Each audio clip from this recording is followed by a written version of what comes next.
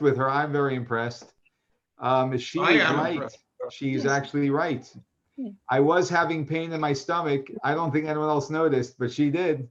Wow. That's very impressive. Very impressive. I had a big cramp in my stomach because of a couple of reasons, but primarily the way I was sitting aggravated it. So that's why I sat back. I'm impressed that she noticed that. Okay. You don't want to lose. You don't want to lose a woman like that. Well, she notices everything that's wrong with me. Yeah. Just kidding. We don't have She's enough lovely. time for that. We don't, I don't let it go past the 90 minutes. As long as she doesn't tell you everything she thinks of you. What's wrong with you? Okay, everyone. So hi, Michael. Let me see. Let me just jump on to see. Let's see. Where are we here? Here we are. Right. Tanya, welcome. Donna Siegel, welcome. Hello, Candy. Hey, Rebbe. Maisha, Sarah Malka, and Larry. Hello. Wait. Rabbi, John is here. Oh, John. Hi. Hello, John. It doesn't happen often, Rabbi. I want to make sure that you see me when I'm here. I saw you too many, many times. Okay. Very good. Very good. All right. Donna, we see you, but I hope you won't be seeing us. Why? I hope you're keeping your eyes on the road. No. I have my phone on standing. I needed to get out of the house. I couldn't. Oh, there you go. Okay. Look, I'm the savior, literally. Right? Hi, Yana. Welcome. Okay, we're gonna get started. Everyone. Hi, Howard. Hi, Rabbi. Okay, let's get started here. All right. So good evening, everyone. I'd like to share with you. Oh, let me do a mute. I'm sorry, I forgot to do that. Let's mute everyone. Mute. Yes. Okay. One more time. Okay. So I actually want to share with you a verse that is in today's Torah reading, which actually I was moved by when I studied it this morning, and I want to also share with you some of the mystical commentary on it. You know, one of the great challenges that we have is our relationship with God. That's one of our big challenges. Understanding and keeping in proper perspective our relationship with God and realizing how God feels about us. Now, most, I would think, maybe I'm wrong, but very often we have an impression of how people feel about us. And usually that actually impacts the way we respond to them or react to them. And with enough experience in life, we discover that we don't really always know. And very often we don't know what other people actually think and feel until they actually tell us. Some of us are such brilliant prophets and seers that even after they tell us what they feel, whether it's about us or whatever it may be, or what they know, we still know that that's not really what they feel and what they really know. You understand what I'm saying? And so we're always like smarter than everything because the only person we trust is ourselves. And this is one of the great challenges that we have with God. I would say I would call it a fundamental challenge that we have with God. And that is how God feels about us. And as I was speaking with someone today, and who's dealing with a challenge, I told them that I just want to make this very clear to you, that the challenge you're going through is not because of you, meaning it's not because you are a bad person and therefore God is bringing his wrath upon you. That is the wrong way to understand why things happen in our life. It's wrong. It's very, very wrong. We have things. If I tell one of my kids, you can't go outside to play because you have to finish your homework. So the kid protests and screams and yells. It can be a half-hour affair before they actually get to doing their homework. And I'm cruel and I'm mean, and no one should ever be cursed with a father like me. I'm not describing an actually real experience. Thank God my kids usually get over things in less than a half hour. That's the good news. But you know, that scene, right? That scene. Now the kid understands why the parent is doing this.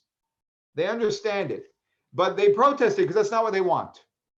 But at least they understand it. That puts things into a frame of mind, right?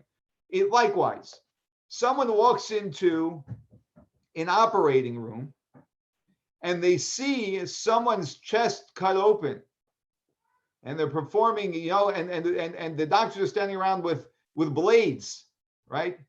The person, if he's from a civilized country, he knows that this is for the good of the person. It's terrible, but ultimately it's good. But then there are things that happen where it isn't in any way, shape, or form in our experience good. It just isn't good. It's not something that we understand. It's something that just appears to be mean, harsh, and cruel. And so what I'm sharing now is a very deep idea, okay? And I hope that no one's going to get offended by it, because sometimes, especially if someone's in a very tough spot, as you're listening to this, you may have a hard time digesting this. And I don't mean in any way to make someone's life harder. And if that happens, you can just click and disconnect, because sometimes certain messages are meant for certain times. But I still want to share this idea with the generality of all of us, that when we experience different levels of things, everything that God sends to us, he's sending to us with a purpose, deliberately. And the more profound the thing God is sending to us is, which is coming from an infinite God, and we are finite people, the more profound it is, the less we can actually grasp it and perceive it and understand it. And that's the reason why I've repeated numerous times in the last few weeks that when we see darkness, we know that in that darkness is embedded a light. Because darkness has no purpose in and of itself. In and of itself is just destruction. And nothing God does is for the purpose of destruction. So, but sometimes what we cannot perceive, because we don't have the tools to perceive such a profound and bright light, shows up for us as darkness. But we need to know that it's not really darkness, because if we don't, then we will never be able to extract the light ultimately. And this is a very important message for the times we're going through now, because, you know, the times we're going through are in many respects dark. And for some people, very, very, very dark. And we have to remind ourselves that every darkness has a light embedded within it. Now, I think I may have shared with you that I once walked into a doctor's office in the area here. And there's a guy there. I have no idea who the guy is. And he looks at me and he says, "I recognize you." I said, "You recognize me? Where are you from?" He said, "He's from Rhode Island." I said, "I've been to Rhode Island a couple of times in my life, but not for the last 25 years. I have no, you know, we talked for another couple of minutes, and he says, I know where I know you're from." He knew me from some videos online. He was from for a few rare people that bumped into a video of mine, and he remembered me, and he says, "I have a question for you." And his question was an outcome of this week's Torah portion, the Torah reading of today. And his question was a very compelling question, which I've given so much thought to. I've given a lot of thought to it primarily because I am thinking about some questions are very hard to give an answer to, which is digestible. And my job is to make sure that people can work through sometimes the thicker areas of the Torah. At least that's how I see part of my job. So he asked me, how can a God who is supposedly a loving God tell us that these horrible, horrible curses are going to befall the Jewish people? That's what today's Torah reading is primarily. It's about the horrible things that will happen to the Jews if the Jews do not follow in the ways of God. The beginning of the portion says, if you follow in my ways, then all the blessings, and then it comes in an onslaught of most horrific things, of mothers starving so badly that they will eat their children. Just to give you one example of the horrific curses it says. And these curses actually happened because they were referring to, the Torah was given to us in the desert. The temple was built about 400 years later. The temple was destroyed 410, the first temple was destroyed 410 years later. And that's when these curses actualized. And truly, exactly as God describes it, is what happened during the destruction of the first and second temple. How can a God love us when he tells us such horrible things are going to happen to us? And it's a very compelling question. And I just want to say what I was so moved by, because I've come to be able to at least know in my head, if not in my heart, more and more, that, and this is connected with the message I said earlier about the two different types of suffering, a suffering that we can relate to and a suffering that we can't relate to, that God's relationship with us is an unconditional relationship. That's the reason why God made a covenant with us. The idea of a covenant is it's unbreakable. We're stuck, so to speak. That means even if I'm having a bad day, we made a covenant, our partnership sticks. God made a covenant with the Jewish people.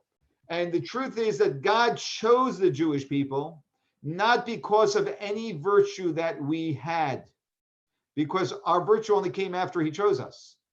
When God chose us, we did not have any virtue over anyone else. That is called an unconditional choice, an unconditional commitment. That is what we call unconditional love. If God chose us for a certain reason, that would be very dangerous, as we all know, because when we like someone for a particular reason, as we're taught in the Mishnah and Ethics of our Fathers, if your love is love which is dependent on something, if the thing that your love is dependent on goes away, your love goes away. It's that simple. One's built on the other. Unconditional love is the only type of love that doesn't go away. And so after all of these curses, these horrible things that God says will strike the Jewish people, God says this at the end. This is what the Torah says. I'm going to read the translation to you. But also, even though there is this, while they are in the land of their enemies, I will not have been abhorred by them, nor will I have rejected them. I will still not be abhorred by my people and the Jewish people, and I will still not reject them, even though these horrible things will happen to them. To obliterate them, I won't be so abhorred, and I won't reject them to obliterate them. To annul my covenant with them, for I am Hashem, their God.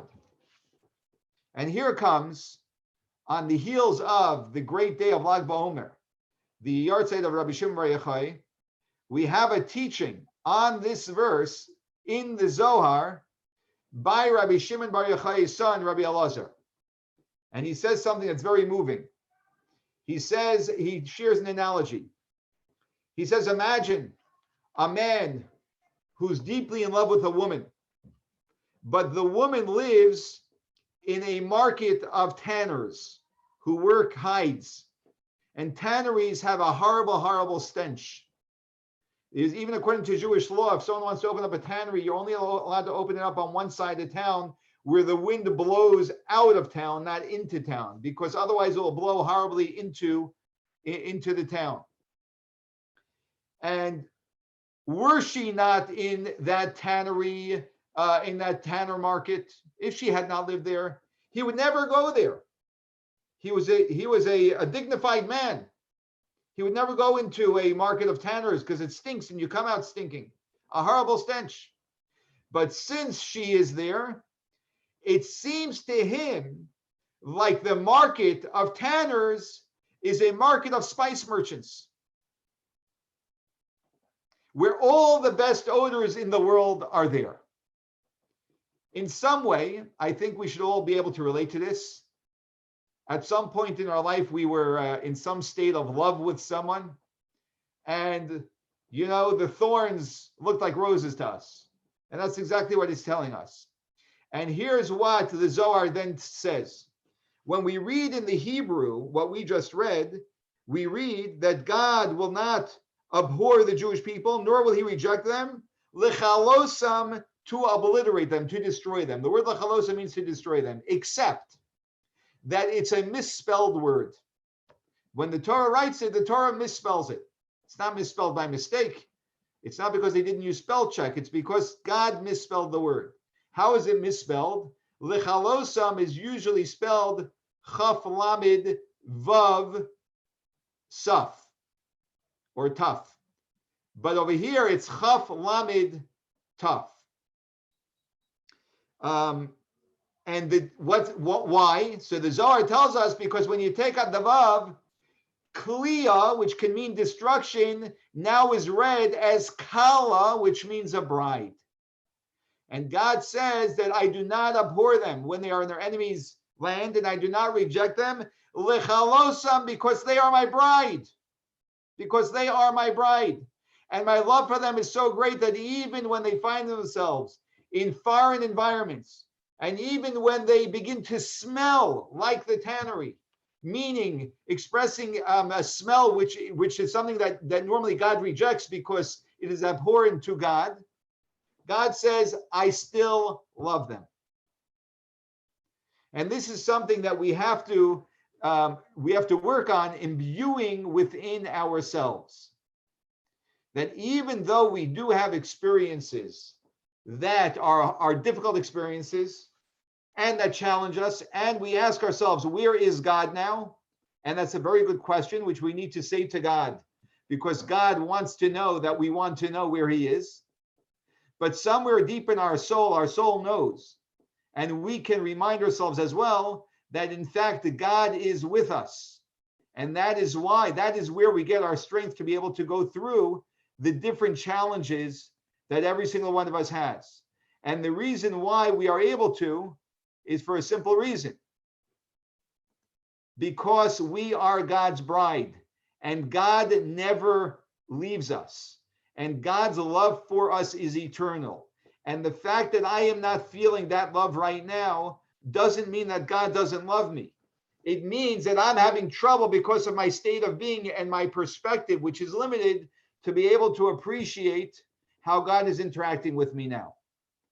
And sometimes we have a loved one. It can be a spouse, it can be a parent, it can be whoever, a dear friend, whoever it may be. And sometimes they are doing things which we feel we feel that they are being very, very unloving. And only in hindsight do we realize that what they were doing was actually very loving. I'm not going to say that's always the case, because our love is not perfect as human beings, but we've had instances where that was the case. And that reminds us that sometimes we are just not reading the story right. When it comes to God, we are very, very limited. We pray to God to show us revealed love. Sometimes God shows us something so deep and profound that we did not experience it as revealed love. And we experience it as pain. But we have to, in some part of us, remind ourselves that this isn't a rejection from God. This is God embracing me in a way where it's very difficult for me. And we call that darkness. But we have to know that every bit of darkness has tremendous light. And in fact, last night at the end of the call, at the end of our conversation, someone got on and was lamenting. It was very hard to hear because it was choppy and going in and out. But the response that I shared, there were just a few that were left on, was that that the previous generations their values were greater. They were much more committed to each other. They were much more dedicated. They stuck to their value system. They would sacrifice for another person. But today, and whatever the lament was about today's generation. And my comment back was, we are living in an unprecedented time. Not an unprecedented time because there is an epidemic going on in the world where there are more human beings than there ever was. It's an unprecedented spiritual time. It's unprecedented because we are specifically living in a time where it's the hardest time in all of history for a person to notice God. That is actually the case. It's the hardest time in all of history for a person to notice God. And this is an unprecedented opportunity because it gives us the opportunity that every single day we can get up and in this darkness, we can reveal light. And what we do when we're doing that is we are transforming a state of darkness that no generation before us was ever able to transform because they never experienced the level of darkness that we are experiencing. And this is what God needs from us right now. That's what God needs from us. We have complexes. We have insecurities. We often can't relate to anyone loving us, never mind God. And that feeds right into God. Why would anyone love me? I'm just a regular guy. I'm just another guy. There's nothing special about me. That's what we feel. And God says, you're just another guy. I put you there. You are exactly where you are because I put you there and I need you there. How can you say you're just another random indispensable person? And when we become aware of that, we actually get in touch with that feeling of how God truly feels about every single one of us. We are his bride. And the more we are aware of that, the more we respond to God in kind. When, as the Alter Rebbe writes and has been writing in time in the last few days, Kemayim hapanim al panim, he quotes King Solomon, just as when a person looks into a mirror, you get back whatever you give the mirror. You give it a smile, you get back a smile. You give it a frown, you get back a frown. So just like God loves us and smiles to us, we must love God in return and smile back. And sometimes the way out of the darkness is just that. Sometimes the way we help someone get out of the darkness is by giving them one big hug. That's all the person needs. They just need someone to hug them. They don't need an answer. They don't need a fix. They just need to know that they're loved. And sometimes we have to remind ourselves that we are. And then we have this profound connection. Then we actually step up to do what God needs us to do. And then we reveal the light that's embedded in this very deep darkness. Thank you, everyone, for joining. And tomorrow evening at 6:30, same time, we have our get together from wherever, pre-Shabbos, l'chaim, and another thought.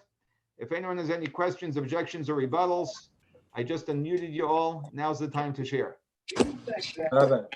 Rabbi. Yes. So it's a big weight on your shoulders. I mean, talking about us, the Jews, because Moshe Rabbeinu didn't bring the Mashiach.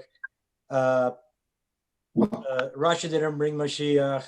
Tanaim didn't bring Mashiach. It's up to us to bring Mashiach. It's a little bit, a little too much to grasp it. Great question. So Reb Moshe is asking a fantastic question. His question is, if Moses couldn't bring Mashiach, right? If Rabbi Akiva couldn't bring Mashiach, if Rabbi Shimon Bar Yochai couldn't bring Mashiach, how in the world are we going to bring Mashiach? Here's the answer, Reb Moshe. You listening? I'm here. There's no time. I don't want you to be there. I want you to listen. I'm listening.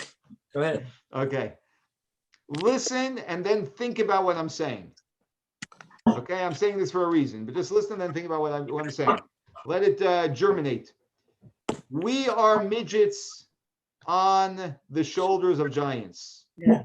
We are not greater than Moshe. We're not greater than Rabbi Akiva. No, much less. Right? I mean, if we were able to compare the generations, we know that. But the reason why Moshe Rabbeinu, the Midrash tells us that Moshe Rabbeinu was envious of you and I, of all of us. He was envious of all of us, is because God put us into a world that's in such a state of affairs, with such enormous challenges, with such a small attention span, with a single, with a single swipe to get access to everything that's destructive to any human being, to have power that with one button can destroy an entire world or energize an entire country, right? Nuclear power, right? We live in unprecedented times, but the times are very, very challenging, and we spiritually are much weaker than they've been. And yet we get up in the morning and we put on tefillin. That accomplishes more than the Jew putting on tefillin in the desert after the giving of the Torah on Mount Sinai. Not because we're greater. On the contrary, what makes it great is that because despite the fact that we're not as great, and we still do it.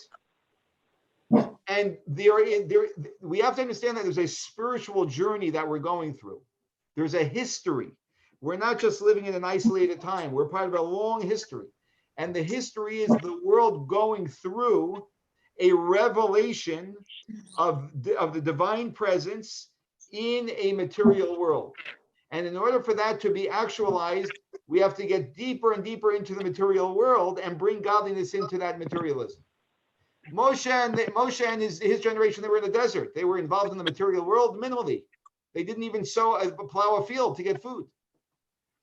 When the Jews were in Israel, right, they were very engaged in the material world, but not nearly as much as you and I. The fact of the matter is, after the Industrial Revolution, we got deeper and deeper into the material world, which is very dangerous and made us far more material people. That's why we can't even relate to the spiritual level that they had, because we say in Yiddish, we're so vergrept, which means that we have become so coarsened by the physical world.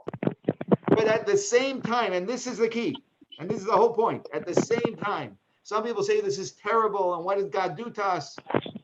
God is giving us the opportunity to bring light into the deepest depths of materialism. God is giving us the ability to take this and use it for a godly purpose. And that's not easy, because with one swipe, I can go to things that make me feel good in so many different ways. Or with another swipe, I can go to something that is holy, but not necessarily so pleasurable. It requires me to focus and whatever. Thank you, And Rabbi. every time we choose to swipe in the right direction, we are transforming a deep, dark place in this world. So are we Thank you, better than Rabbi. Moshe? No. Are we accomplishing something enormous? Yes. How can we accomplish it? Specifically because the world is in a low place, and specifically because we are in a low place. When I say low, I just mean we're we are materially consumed. I'm not saying it as a judgment. It's not our fault. This is the entire purpose. This is the entire purpose. And that's why the darker the exile is, the closer we know we are to Mashiach. This is the reason why, I don't want to go on too much, but this is the reason why the pupil of your eye, which is black, is what sees, is what takes in the light to be able to see. It's the darkest part of your eye. This is the reason why when you look at a bright light, you become blinded. You don't become enlightened. This is the reason why the Talmud says that a blind person, we call a blind person in the Talmud, Sagi Nahar. He's illuminated. It's a nicer way than saying that someone is blind. But yet we use that terminology because blind and illumination have a deep relationship with each other. Darkness and light have a deep relationship, and the deeper the darkness, the greater the light it's associated with. And that's the reason why Chassidus tells us. Should I go on and on? Why not? And that's why no one's dropping off yet. And that's the reason why Chassidus tells us. The higher the root of something is in the spiritual realms, it descends lower and lower.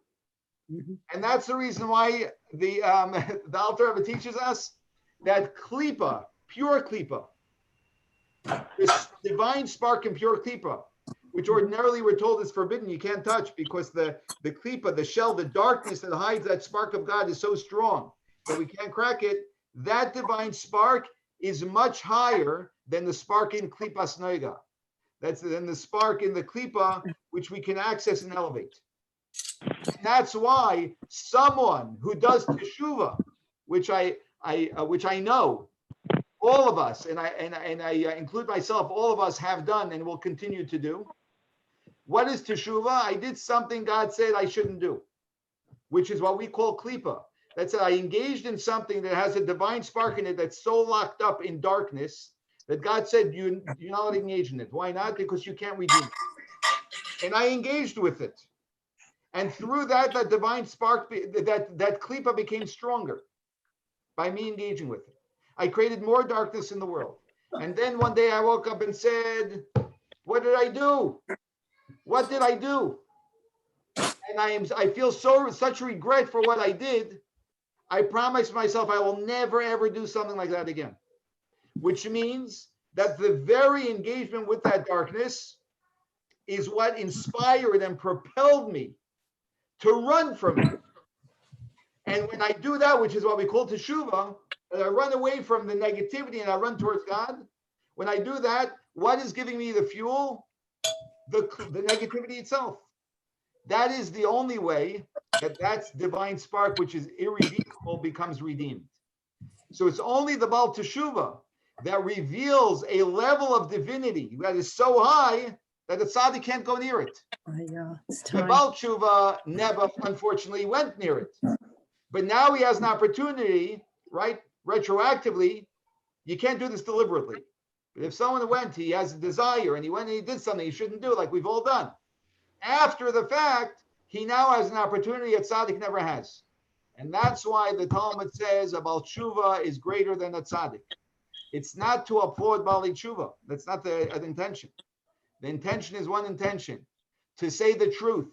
The truth is a Baal Teshuva performs for the mission of history, something a tzaddik can't perform. And that's unbelievable. And every one of us has an opportunity on a daily basis. And I know that we're all doing it. And we have to do it more and more. And that is the meaning of being aware of darkness, of the spark of light that is embedded within darkness. So whenever we see a dark moment or we go through a dark period, we have to ask ourselves, insightful Jews ask, what is the light in this darkness? If you just see the darkness, you're just another person who's got not even 20/20 vision. It requires no insight to know that there's darkness here. Oh, it's so dark. Oh, it's so dark. Thank you. Tell me something we don't know. All right. What we don't know is that there's a deep light embedded in the darkness. And we have to have the insight to remind us of that during the period of darkness. And then we have the power to reveal it. Okay. That was a long-winded answer to Moshe. Can I ask a comment? Okay. That's, Bye, Rabbi. Take step today, just. Thank you. Larry. Bye. I just Bye-bye, ate Larry. dinner Thanks and for had joining a us. review. I'm listening to Rabbi Weinstein. Any And other then objections? No, I just wanted to ask a comment. Thank you, Yeah. Rabbi. When you say that this generation, Go out? or this time period, is not as spiritual, I think like a major difference is, and to say a good word for this generation, people that are spiritual or are spending time discussing these things are doing it voluntarily. how is the patient? Versus, 1,000 years ago where you really didn't have any choice. You did it. And, however far back you want to go in our history, if you were in a Jewish community, you really didn't leave the community. There were rare instances, but I don't think that made everybody so much more spiritual. But today, when people decide to go, you wouldn't ever hear of someone going from a secular life to a religious life, but nowadays you do hear that all the time. So in that sense, we're actually a more spiritual society. So that observation is a very important observation. Thank you for sharing it. I'm talking more about the quality of the spirituality, but again, it's not here to compare or to judge. But your observation is a very important observation to realize that we are living in a time also where more people are seeking, because the darkness is so strong that there are people who get revolted by it and they look for something meaningful. A compromised darkness, you have some, you're having your cake and eating it too. But when things get too dark, it's too dark, and people then run to find the light. And But, thank God that many, many people are doing that. But the prayers and Teddy, stop. But the prayers in the Bible constantly talk about the materialism of the people, the idolatry. I mean, straight after the commandments, they were worshiping the golden calf. I mean, so many people stayed in Egypt because they were, they chose slavery over the unknown. I mean, we killed each other in rebellions. The Jews killed each other, and they obviously weren't